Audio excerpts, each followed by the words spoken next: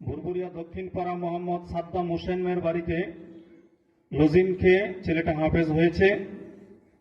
দ্বিতীয়, মোহাম্মদ অলিউল্লাহ হাফেজ লজিম থেকে ছেলেটি হাফেজ হয়েছে।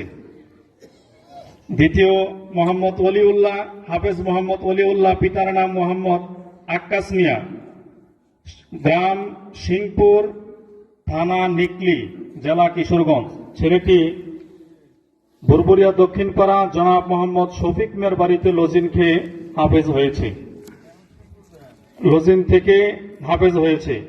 তৃতীয়, মোহাম্মদ মারুফুল হাসান সাইদ, পিতা হাফেজ মাওলানা আব্দুল বাসির, গ্রাম সিংপুর উত্তরহাটি, পোস্ট সিংপুর, থানা নিকলি, জেলা কিশোরগঞ্জ। এই ছেলেটি বুরবুরিয়া ভুইয়াবাড়ি জনাব ফরিদউদ্দিন ভুইয়া সাহেবের বাড়িতে লজিম থেকে হাফেজ হয়েছে। চতুর্থ, হাফেজ মোহাম্মদ বাইজিদ, হাফেজ মোহাম্মদ বাইজিদ, পিতার নাম হাফেজ মাওলানা হাসান, গ্রাম দরগাহাটি, পোস্ট নিকলি, থানা নিকলি, জেলা কিশোরগঞ্জ।